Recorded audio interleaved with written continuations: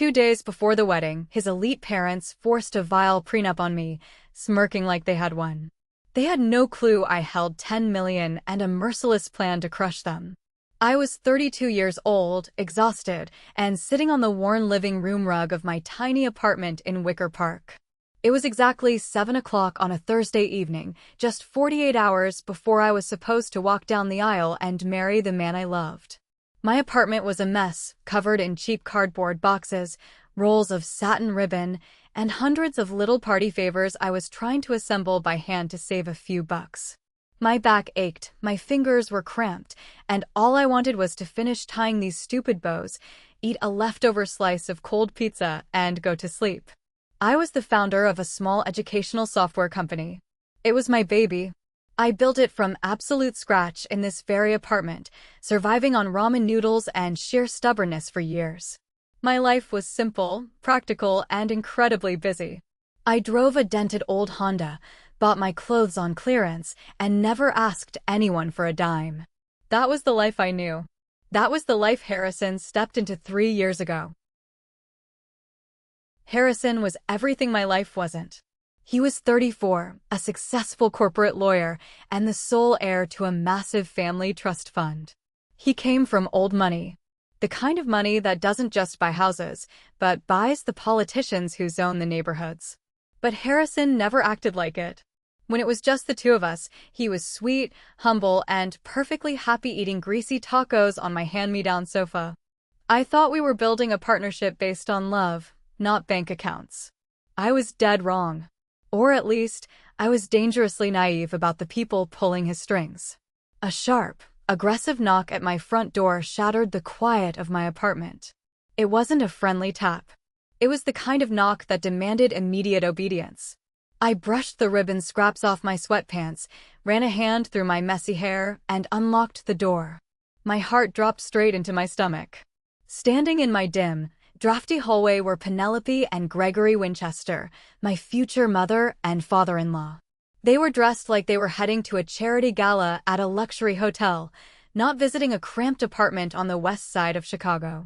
Penelope wore a pristine cream-colored designer suit, a string of pearls that probably cost more than my college tuition, and an expression that made me feel like something she had just scraped off the bottom of her expensive shoe. Gregory stood slightly behind her, wearing a custom-tailored navy suit, his face set in a cold, impatient scowl. They didn't wait for an invitation. Gregory pushed past me, his shoulder brushing mine, and stepped right into my living room.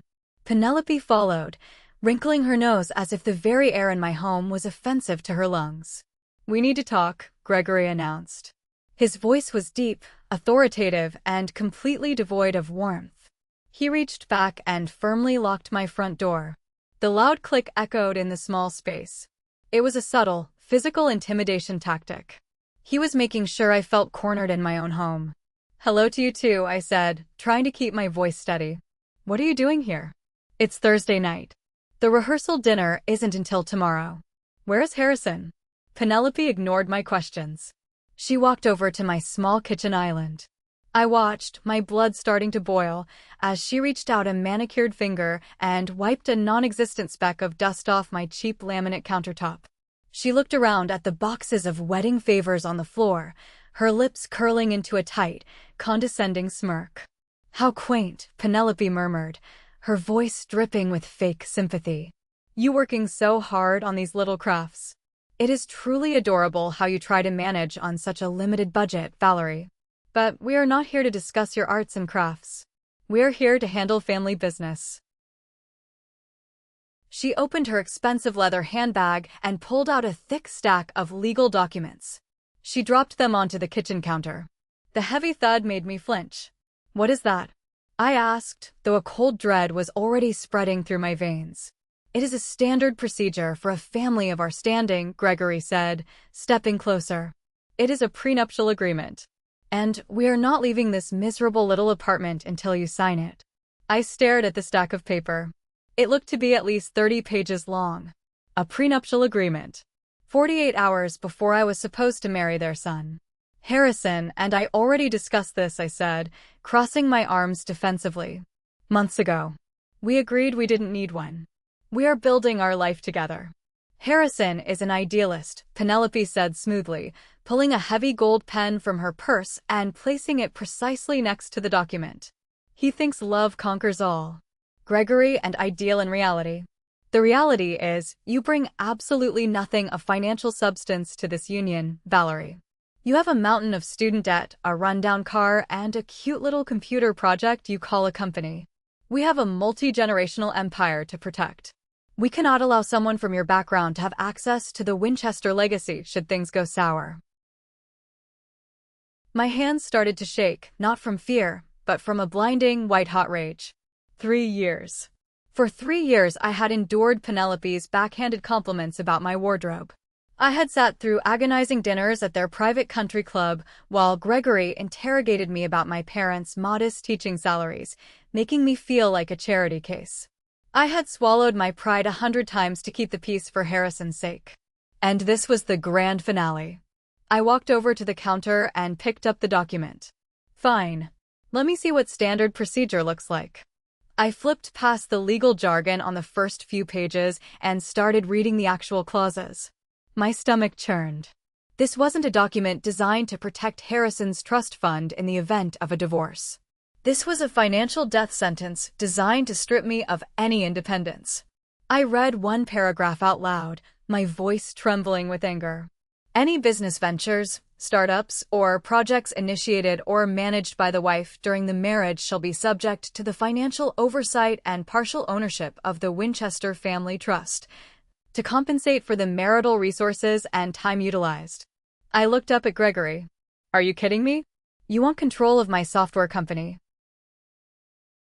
Do not flatter yourself, Valerie, Gregory scoffed, rolling his eyes. We have zero interest in your little marital hobby. That clause is merely there to ensure you do not squander Harrison's income trying to keep a failing business afloat. It gives us the right to audit your books and shut it down if it becomes an embarrassment to the family name. I felt physically sick. My company was not a hobby. I had contracts with 5 different school districts. It was my life's work. I flipped the page and found something worse. It was an intellectual property clause. It stated that any educational curriculum, code, or technology one developed while married to Harrison would automatically become the property of the Winchester estate. They weren't just protecting their old money, they were actively trying to steal my future labor. They wanted to own my brain. This is insane, I snapped, tossing the thick document back onto the counter. I am not signing a single page of this garbage. This doesn't protect Harrison. This turns me into an indentured servant. Does Harrison even know what is in here? Penelope smiled. It was the smile of a predator watching a mouse run into a trap. Harrison understands his obligations to this family, she said softly. He knows that the Winchester name comes with responsibilities. We drafted this to ensure the survival of our wealth. You should be grateful we are allowing you into our circle at all. Most families of our stature would have paid you to go away years ago. I felt my fingernails digging into the palms of my hands. I wanted to scream. I wanted to flip the kitchen island. But I forced myself to take a deep breath. I am not signing anything tonight, I said, locking eyes with Gregory. Not without my own lawyer reviewing every single word. That is my final answer. Gregory stepped forward, invading my personal space. The scent of his expensive cologne was suffocating. You do not have a lawyer, Gregory barked, dropping all pretense of politeness. You cannot afford a lawyer who could even comprehend the first page of that document. Do not play games with me, little girl. Where is Harrison? I demanded, my voice rising. I refused to back down. If this is so important to him, why isn't he standing right here? Why did he send his attack dogs to do his dirty work? Watch your mouth, Penelope hissed. Harrison is currently trapped in a very important, mandatory legal deposition. It was a sudden emergency at his firm. He is working late to secure his future. Our future. He trusted us to handle this delicate administrative matter with you while he is unavailable. A deposition. On a Thursday evening, 2 days before his wedding, when he had supposedly taken the whole week off. The lie was so blatant it was insulting. Let's find out, I said. I pulled my phone out of my pocket and dialed Harrison's personal cell number. I put it on speaker so they could hear. It rang exactly one time before the line went dead. He had manually declined the call. Sent straight to voicemail. Penelope's smirk grew wider. I told you. He is in a very tense legal environment. He cannot be interrupted by his hysterical fiancée. I didn't say a word. I simply hung up and dialed his office number. I knew his firm's routing system by heart. If his cell was off, his calls forwarded directly to his executive assistant, Samantha. The phone rang twice. Then, there was a click.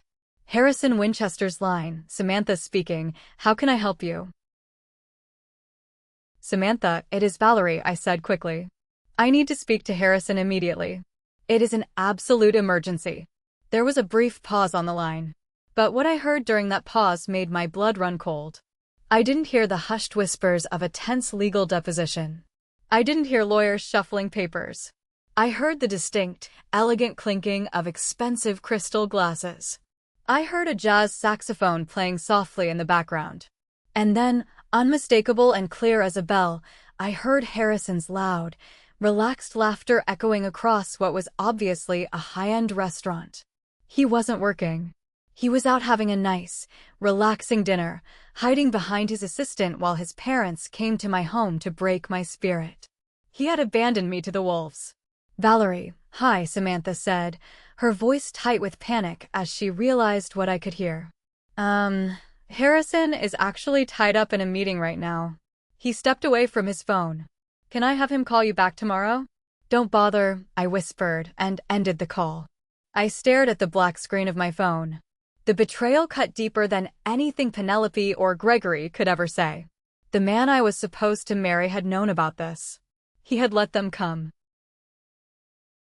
Gregory checked the heavy gold watch on his wrist. Are we done with the dramatics? Excellent. Here is how this is going to play out, Valerie. You will pick up that pen, and you will sign your name on every single page where there is a yellow sticky note. And if I refuse? I asked, my voice dangerously quiet.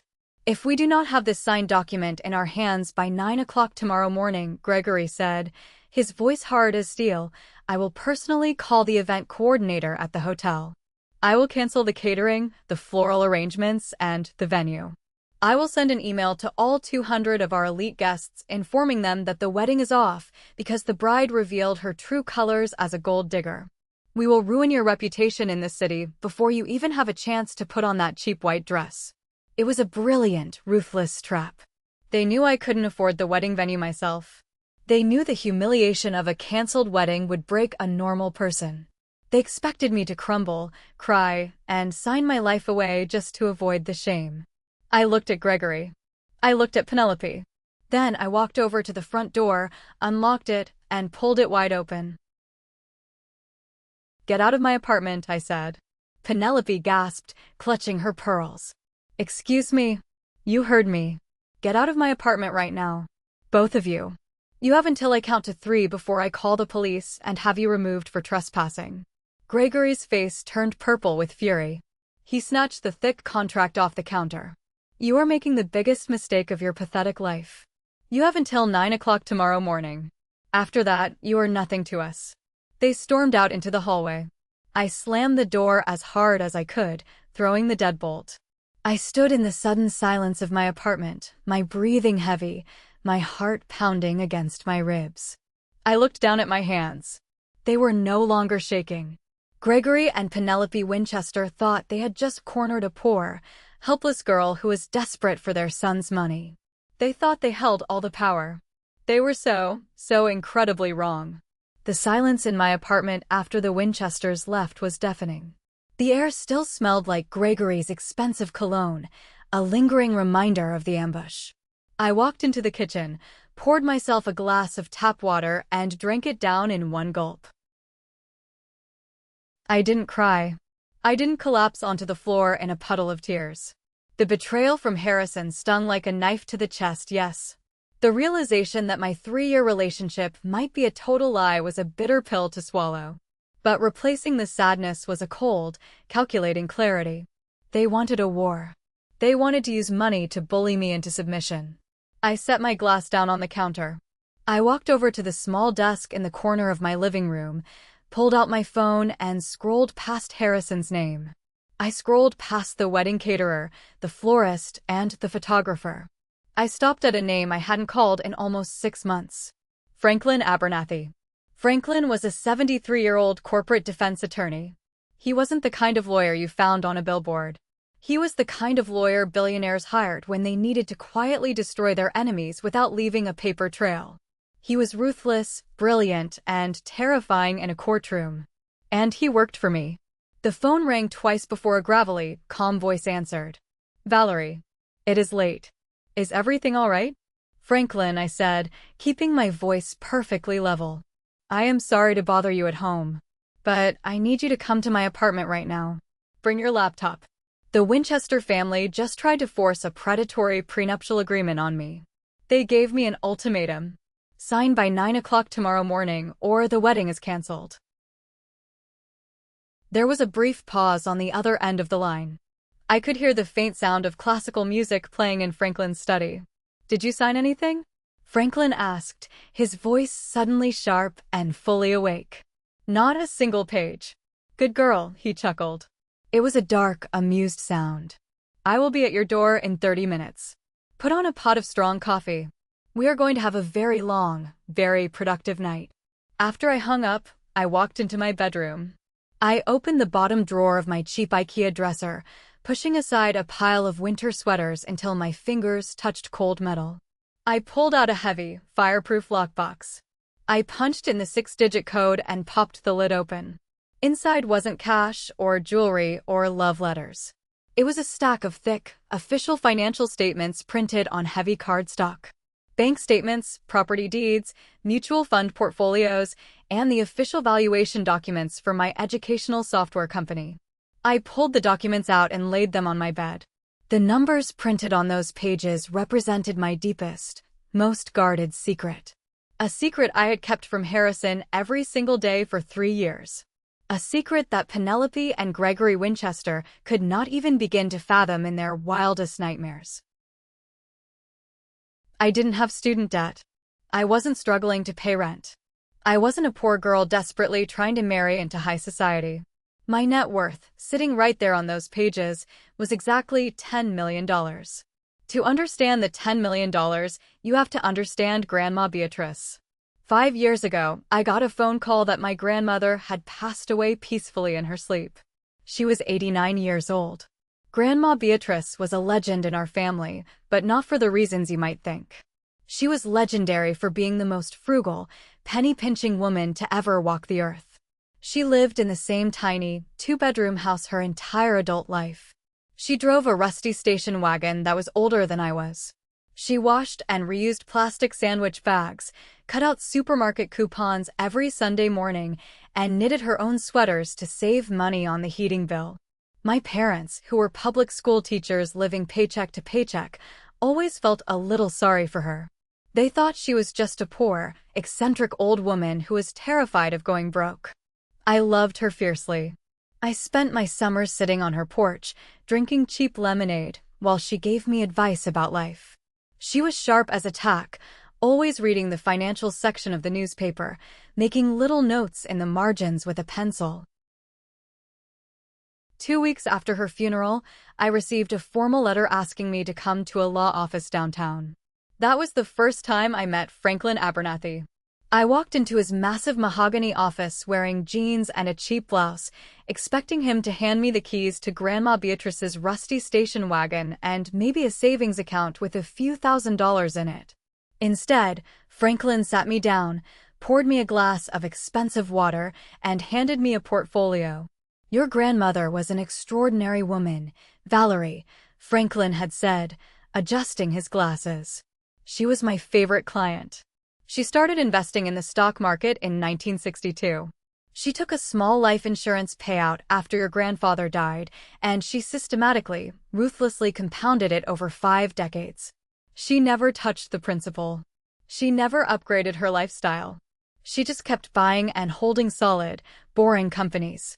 I looked down at the summary page. My eyes couldn't process the number. "Valerie," Franklin said gently, "your grandmother has left her entire estate to you.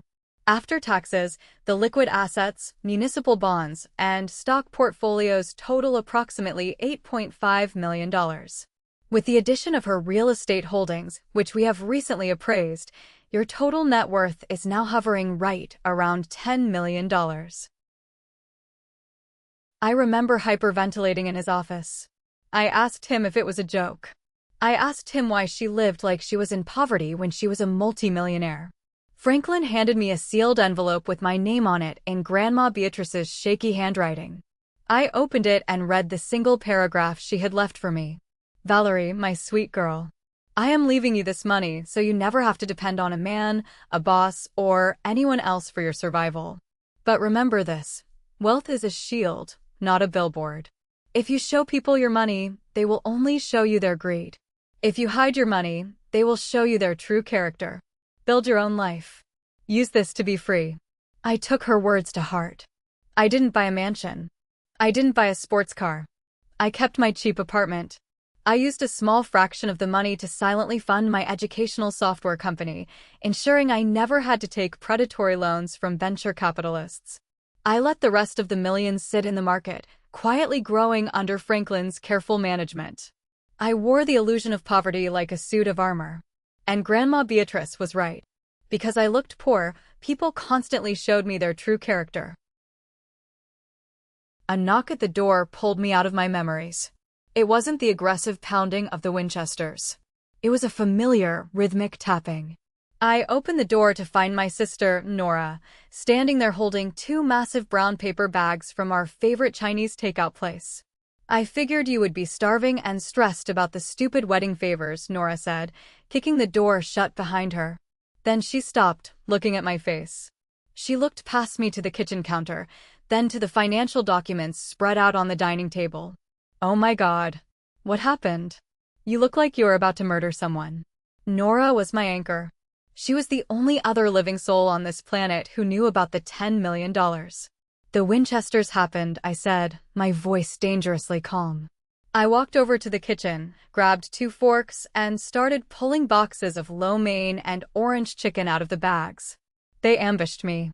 An hour ago. Dropped a 30-page prenuptial agreement on my counter and told me to sign it by tomorrow morning or they cancel the wedding." Nora dropped her purse on the floor. "Are you serious? Where the hell was Harrison?" "Hiding at a restaurant," I replied, stabbing a piece of chicken with my fork. "He sent his assistant to cover for him." "He let them do it, Nora." Nora slumped onto the bar stool. "I am so sorry, Val. I know how much you loved him." "Did I?" I asked, looking at the wall. "Or did I love the version of him that he played when we were alone? I hid the money for 3 years because I wanted him to love me for me. I wanted to build a life where financial status didn't matter. But every time his mother insulted my clothes, he just looked away. Every time his father made fun of my company, he changed the subject. I drove that dented Honda so they wouldn't know I had capital. If they knew I had $10 million, they wouldn't have insulted me. They would have immediately tried to swallow my company into their family trust." "So, what are you going to do?" Nora asked, taking a bite of noodles. "Are you going to cancel the wedding? Are you going to cry?" I looked at the lockbox on the table. I thought about Grandma Beatrice. "No," I said, a slow, cold smile creeping onto my face. "I am not going to cry. I am going to let them play their little game. And then I am going to flip the board." Exactly 30 minutes later, Franklin Abernathy walked into my apartment. He looked impeccable in a dark gray suit, carrying a battered leather briefcase that had probably seen more courtroom victories than I had had hot dinners. Nora cleared a space on the table among the takeout boxes. Franklin sat down, adjusted his glasses, and I handed him the Winchester family's prenuptial agreement. I watched him read. For the first 10 minutes, the room was dead silent, save for the scratching of Franklin's silver pen as he made notes in the margins. Then, around page 15, he stopped. A low, rumbling chuckle escaped his throat. "What is so funny?" Nora asked. "This document," Franklin said, shaking his head in amusement. "It is entirely arrogant. It is drafted by a lawyer who is so used to bullying people that he didn't even bother to write airtight clauses. They assume you have zero assets, so they overreached aggressively. This clause attempting to claim your intellectual property? It is legally laughable. They are trying to establish a financial dictatorship, not a marriage contract. He took off his glasses and looked at me. So, Valerie, they gave you an ultimatum. Sign by tomorrow morning or no wedding. How do you wish to proceed? I am not signing their document, I said firmly. But I am not walking away quietly either. Harrison let them do this to me. He let them treat me like garbage because they think I am poor. I want to show up tomorrow. I want to look them dead in the eye. And I want to hand them a contract of my own. Franklin's eyes gleamed with professional delight. A counterstrike. Excellent. What are our terms? For the next 3 hours, fueled by black coffee and cold Chinese food, the three of us built a legal guillotine. We didn't just draft a fair prenup. We drafted a fortress. Franklin typed furiously on his laptop as I dictated my demands. First, I said, absolute, impenetrable protection of my $10 million. The Winchester family gets zero access, zero voting rights, and zero knowledge of my investment portfolio. It is completely firewalled. Done, Franklin said. What about your company? My company is mine, I continued. I retain 100% ownership. Any patents, software, or curriculum I develop during the marriage belongs solely to me. If Harrison's family ever attempts a hostile takeover or tries to claim my business as marital property, they trigger a financial penalty that will make their heads spin. Franklin smiled, his fingers flying across the keyboard. I am drafting a brutal anti-interference clause right now. It essentially states that if Gregory or Penelope Winchester meddle in your marital finances or attempt to control your business assets, Harrison automatically forfeits a massive percentage of his own trust fund to you as damages. We will use their own money as a hostage against their bad behavior. I love it, Nora cheered, raising her coffee mug. By 3 o'clock in the morning, it was finished. Franklin hit the print button on his portable printer. The pages slid out, crisp and warm. It was a masterpiece of corporate defense. It was a contract that didn't just protect my wealth, it completely neutered the Winchester family's power over me. This is beautiful work, Valerie, Franklin said, packing up his briefcase. But you must understand the gravity of what happens next. When you present this to them, you can no longer play the poor startup founder. The $10 million secret will be exposed. You will detonate a bomb inside their family dynamic. I picked up the fresh stack of papers. The weight of it felt good in my hands. I know, I said, looking out my window at the sleeping city of Chicago. They brought a knife to a gunfight, Franklin. Tomorrow afternoon, I am going to show them exactly what $10 million looks like when it is weaponized. Thank you for watching part 1 of the story. Please like the video, subscribe to the channel, and leave a comment with the name of the city you live in. Every comment helps the video reach more viewers. Thank you very much. Stay tuned for part 2 to see the spectacular comeback at the Metropolitan Club. Friday morning arrived not with sunlight, but with a cold, gray Chicago drizzle that seemed to perfectly match the atmosphere inside my apartment. I had not slept a single minute. I had spent the hours after Franklin left sitting on my sofa, staring at the blank television screen, listening to the rain beat against the glass. The printed counter-contract sat on my coffee table, a stack of paper that held the power to either save my future or completely blow it to pieces. At exactly 6 o'clock in the morning, I picked up my phone. I opened my messages with Harrison. The last text he had sent me was from yesterday afternoon, a sweet, mundane message asking if we needed more champagne for the hotel room. It felt like it had been sent in another lifetime. I typed out a new message. I kept it brief, devoid of any warmth and entirely non-negotiable. We need to meet at Giovanni's at noon. Alone. I hit send. I did not wait for a reply. I tossed the phone onto the cushion and walked into the bathroom to start getting ready for the longest day of my life. I stood under the scalding hot water of the shower until my skin turned pink, trying to scrub the feeling of Gregory and Penelope out of my mind. When I stepped out, I walked to my closet with a specific mission. I wasn't going to dress like a victim, and I certainly wasn't going to dress like a billionaire playing a role. I was going to dress like the CEO of a company. I chose a tailored navy blue blazer, a crisp white silk shirt, and dark trousers. I pulled my hair back into a tight, professional bun and put on the simple pearl earrings my mother had given me for my college graduation. I looked in the mirror. I did not see a heartbroken bride. I saw a woman preparing to walk into a boardroom and execute a hostile takeover. The wait between 7 in the morning and noon was agonizing. The hours stretched out, thick and heavy. I paced around the apartment, stepping over the half-finished boxes of wedding favors. I caught myself looking at a framed photograph of Harrison and me on our first anniversary. We were laughing on a beach, his arms wrapped tightly around my waist. I touched the glass, a wave of profound sadness washing over me. I was mourning the death of the relationship I thought we had. I wondered if the man in that picture had ever really existed, or if he was just a brilliant illusion created by a guy who was too scared to stand up to his parents. I needed to know if he could be salvaged. I needed to know if, beneath the layers of family money and parental manipulation, there was a spine. If there wasn't, I was prepared to walk away from the wedding, the relationship, and him without shedding a single tear. As I drove my dented Honda through the slick, rain-soaked streets of Chicago toward the restaurant, my mind began to automatically replay the last 3 years. The ambush last night hadn't come out of nowhere. It was simply the grand finale of a slow, systematic campaign of psychological warfare waged by Penelope and Gregory. I remembered our first Thanksgiving dinner at the Winchester Estate in Lake Forest. It was a dining room straight out of a magazine, complete with a crystal chandelier and staff wearing white gloves. Gregory had sat at the head of the table, carving the turkey with a silver knife, and casually turned his attention to me. He had asked about my parents. I proudly told him they were public school teachers. Gregory had paused, the knife resting on the meat, and let out a short, patronizing laugh. Public school, he had repeated, shaking his head.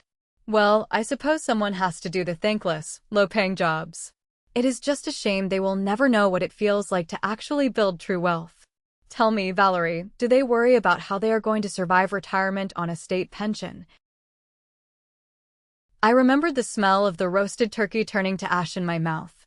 I had looked under the table, waiting for Harrison to say something, to defend my parents. But Harrison had just kept his eyes glued to his plate, carefully rearranging his mashed potatoes, completely silent. Then there was the bridal fitting 6 months ago. Penelope had insisted on accompanying me to an exclusive bridal boutique downtown. I had picked out a beautiful, simple lace dress that cost a very reasonable $1,500. Penelope had taken one look at it, scoffed, and waved the sales attendant over. She forced me to try on a heavy, suffocating silk gown covered in imported crystals. This, Penelope had announced to the entire store, is what a Winchester bride wears. It is $30,000, but do not worry your pretty little head about the price, Valerie. We are happy to cover it. Your pedestrian taste is charming for a backyard barbecue, but we cannot have our guests thinking Harrison is marrying someone off the clearance rack. I had stood on the pedestal, drowning in $30,000 worth of silk, looking at my reflection in the mirror, feeling entirely worthless. Harrison wasn't there that day, but when I told him about it later, his only response was a tired sigh. She just wants you to look your best, Val. Let her have her way.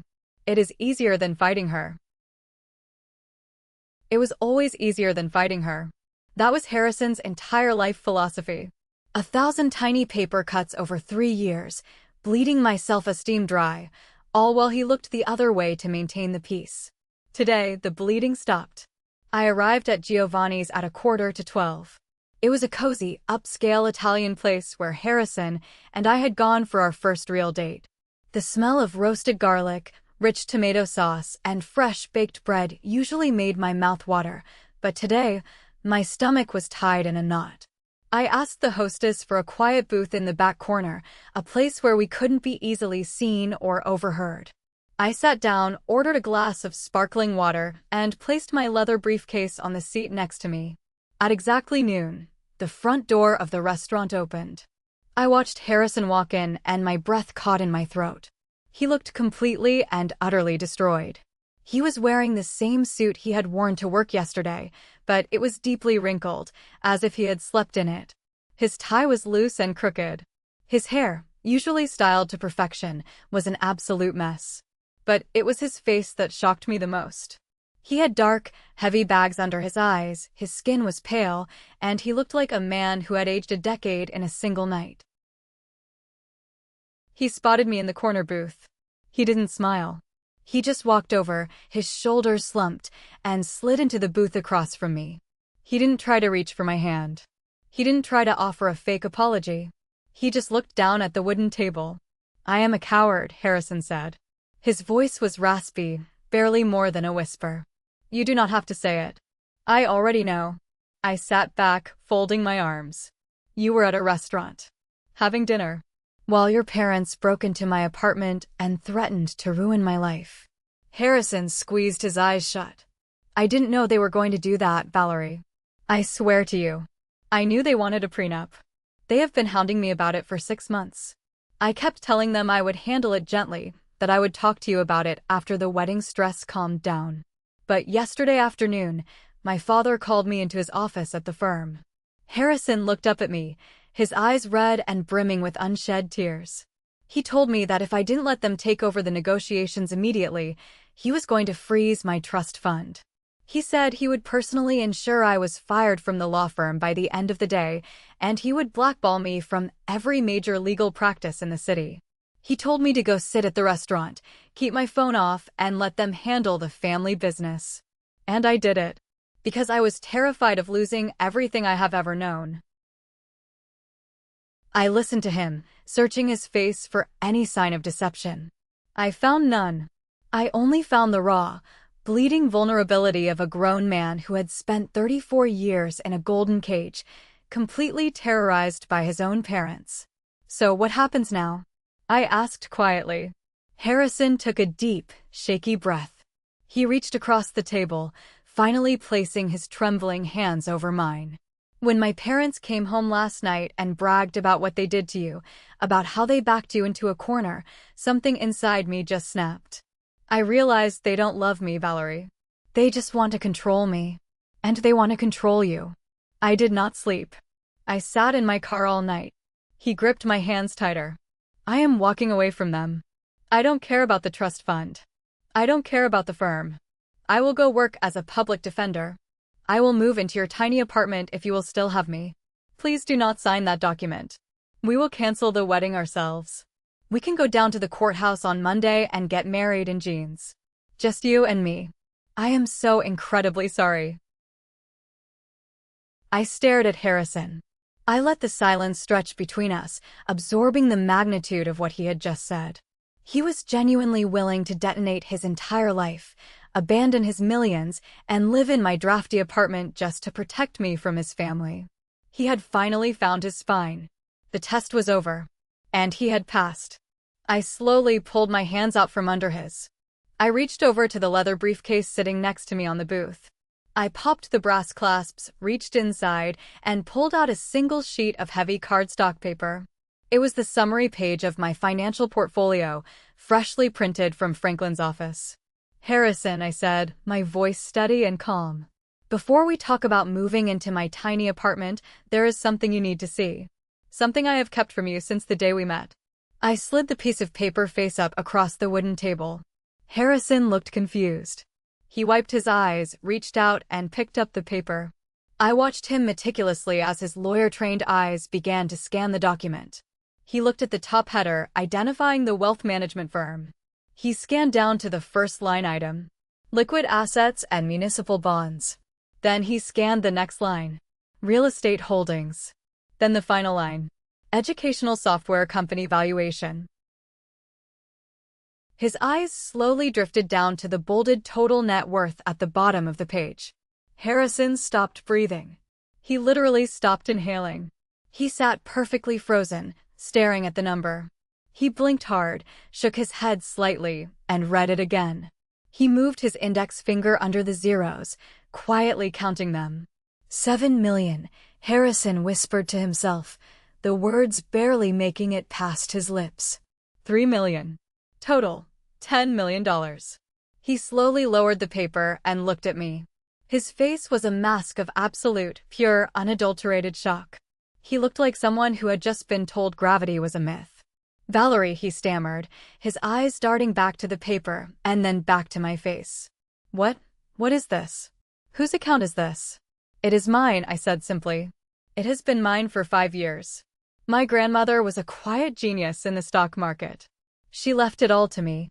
I have $7 million in liquid investments, and my company and properties make up the rest. My net worth is $10 million. Harrison dropped the paper onto the table as if it were burning his fingers. He leaned back in the booth, running both hands through his messy hair. He let out a breathless, incredulous sound that was half a laugh and half a gasp. "You have $10 million, he repeated, his voice rising in pitch. You could buy my parents' country club. You could buy it and turn it into a public parking lot. And you drive a Honda with a dent in the bumper. My grandmother taught me that wealth is a shield, not a billboard," I explained, leaning forward. "If I had told you I was a millionaire on our first date, your parents would have found out immediately. They would not have insulted me. They would have faked a smile, welcomed me with open arms, and immediately tried to absorb my capital into your family trust. They would have used my money to fund their ventures. I hid it because I needed to know who you really were, and I needed to see who they really were." I waited for the anger. I fully expected Harrison to be furious that I had lied to him by omission for 3 years. I expected him to feel betrayed. But as I watched his face, the shock began to fade, replaced by something entirely different. Awe. Deep, profound awe. And then a dark, bitter shadow crossed his eyes. The anger arrived, but it was not directed at me. "They tortured you," Harrison said, his jaw clenching so tight the muscles twitched. "For 3 years, they made snide comments about your clothes. They belittled your parents. They treated your company like a pathetic little hobby. They humiliated you at every turn." He picked up the financial statement again, staring at the numbers with a cold fury. "They didn't do it to protect the family money, Valerie," he realized, his voice trembling with rage. "They did it for sport. They did it because they thought you were poor, and they enjoyed stepping on someone they thought was beneath them. They enjoyed the power of making you feel small. And the whole time, you had more liquid cash than my father does.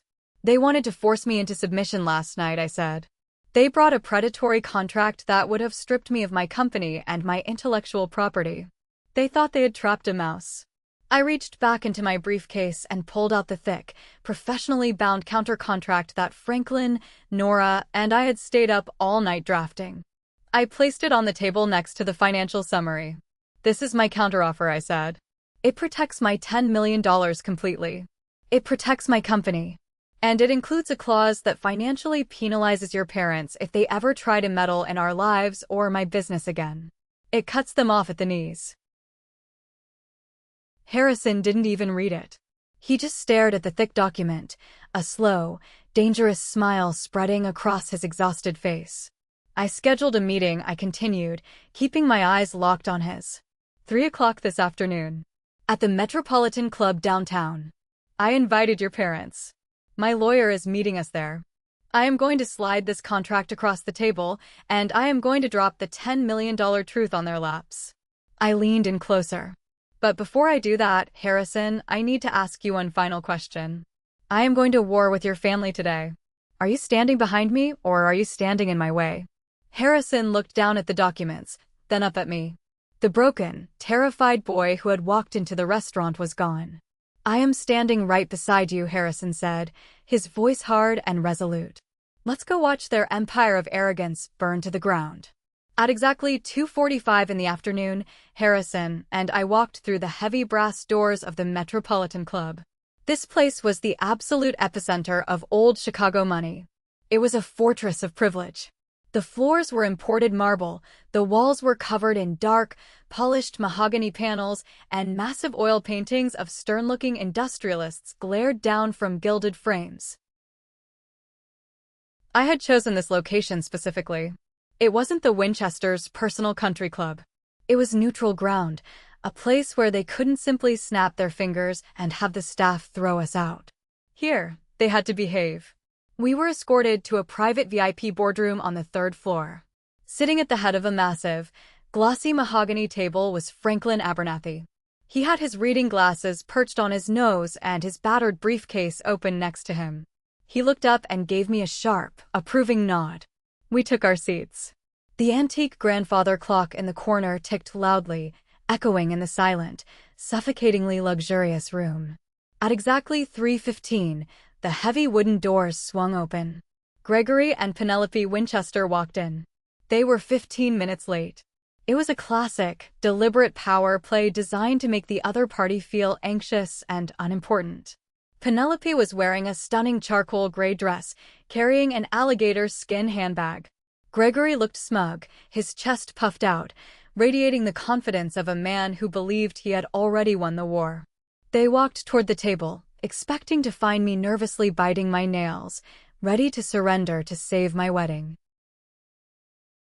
Instead, they found me sitting perfectly straight, flanked by their son and a 73-year-old legal shark. Gregory stopped walking. His eyes darted from me to Harrison to Franklin.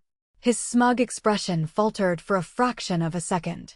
Penelope frowned, her hand tightening around the strap of her bag. "What is this?" Gregory demanded, refusing to sit down. "Who is this man?"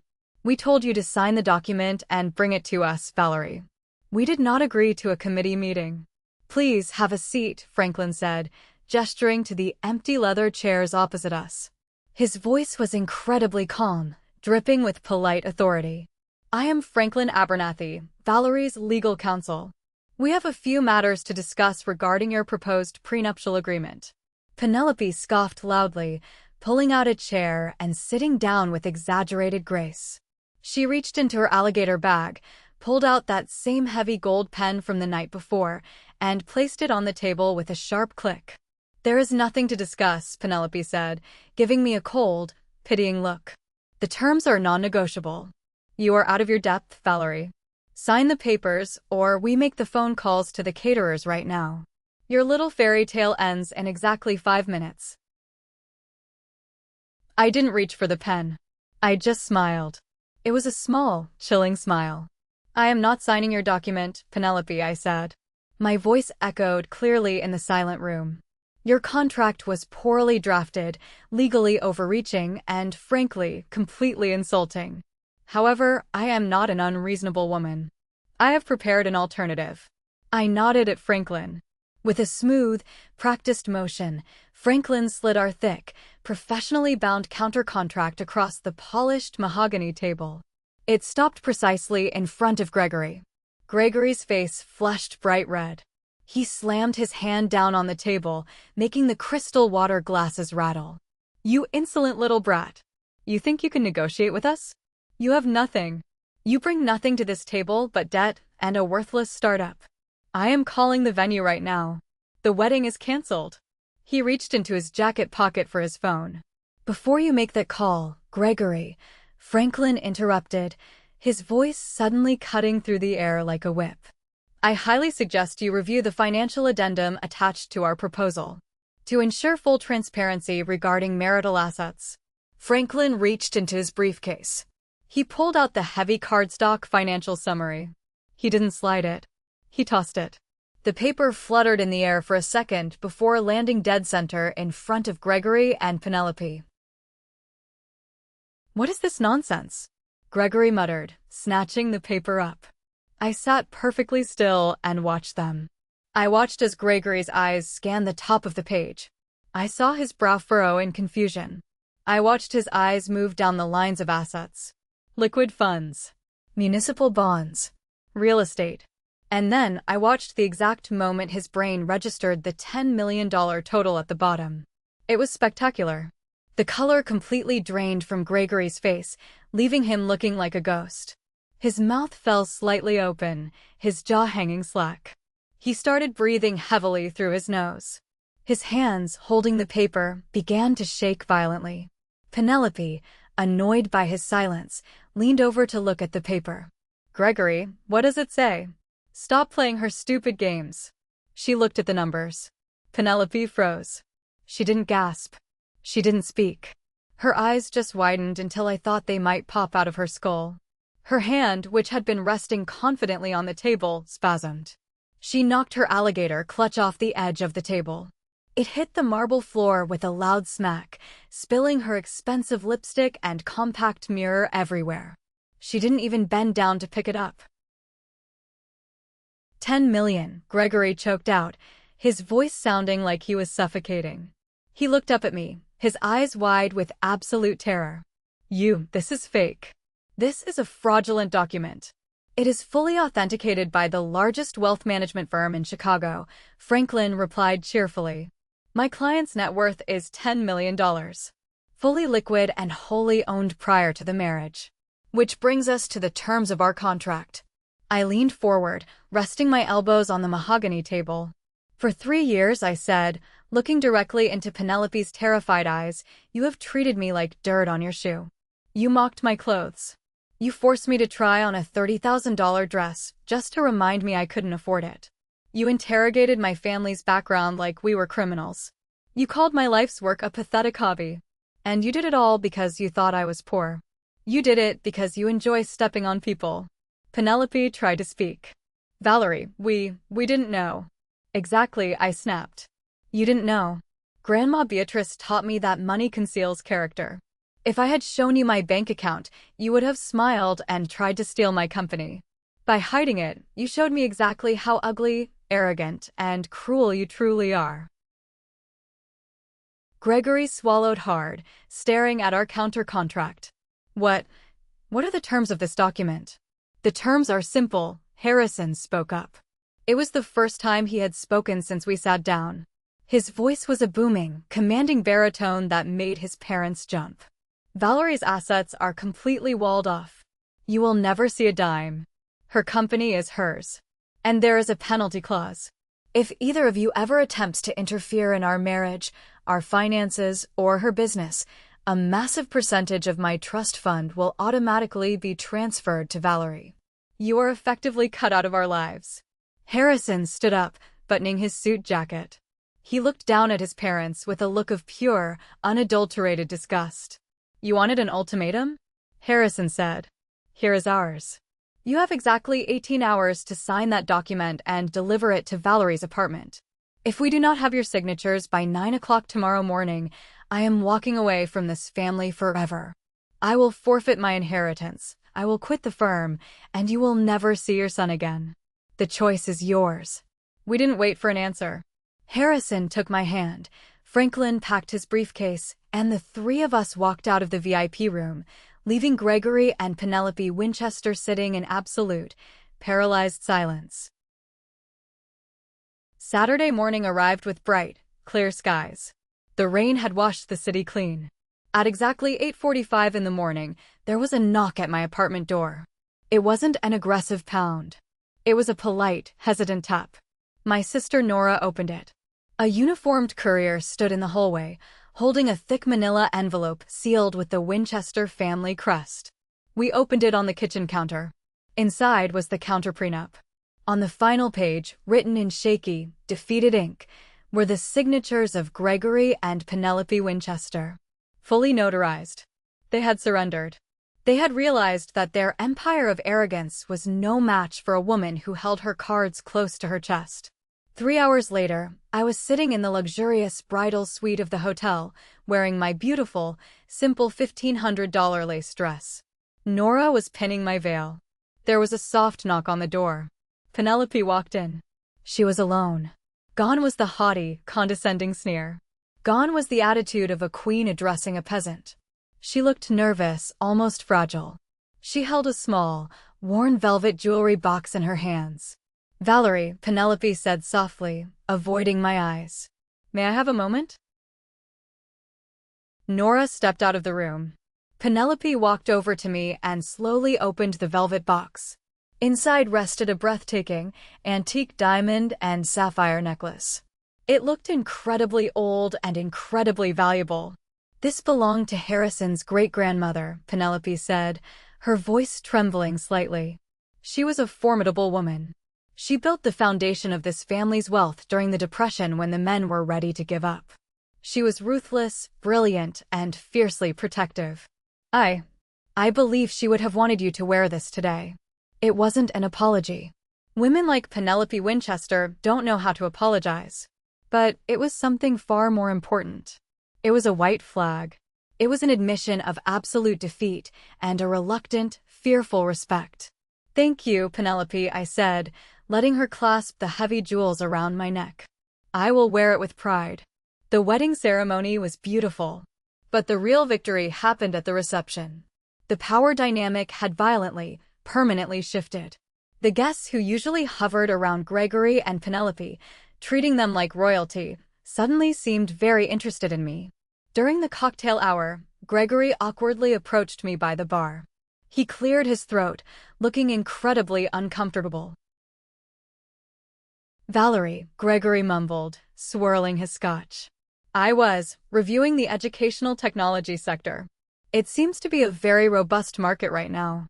I was wondering, if you ever have the time, perhaps I could take you to lunch.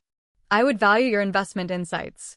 The man who had called my company a pathetic hobby was now begging me for stock tips. "Have your assistant call my assistant, Gregory," I replied smoothly, taking a sip of my champagne. "We will see if I can squeeze you in next quarter." Later that evening, I watched Penelope talking to a group of wealthy socialites. As I walked past, I heard her voice, loud and clear. "Oh yes, Valerie is just remarkable," Penelope boasted to her friends, her chest puffed out with fake pride. "A brilliant, self-made entrepreneur.